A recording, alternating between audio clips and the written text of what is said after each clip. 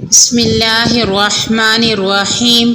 السلام علیکم ورحمۃ اللہ وبرکاتہ۔ حضرت عبداللہ بن عباس رضی اللہ عنہ سے روایت ہے، آپ صلی اللہ علیہ وآلہ وسلم نے ارشاد فرمایا ہے، حرص والی دو چیزیں ایسی ہیں جن کی حرص ختم نہیں ہوتی۔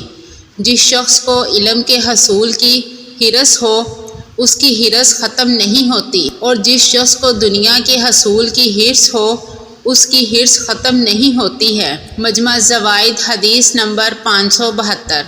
حضرت عبداللہ بن عباس رضی اللہ عنہ نبی اکرم صلی اللہ علیہ وآلہ وسلم کا یہ فرمان نقل کرتے ہیں، علم کے بارے میں ایک دوسرے کی خیر خواہی کرو، کیونکہ تم میں سے کسی ایک شخص کا اپنے علم کے بارے میں خیانت کرنا اس سے زیادہ سخت ہے کہ اس نے اپنے مال میں خیانت کی ہو۔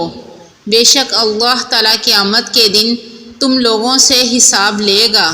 مجمع الزوائد حدیث نمبر 605۔ حضرت عبادہ بن صامت رضی اللہ عنہ نبی اکرم صلی اللہ علیہ وآلہ وسلم کا یہ فرمان نقل کرتے ہیں، وہ شخص میری امت کا حصہ نہیں جو ہمارے بڑوں کا احترام نہیں کرتا اور ہمارے چھوٹوں پر رحم نہیں کرتا اور ہمارے عالم کے حق کی معرفت نہیں رکھتا۔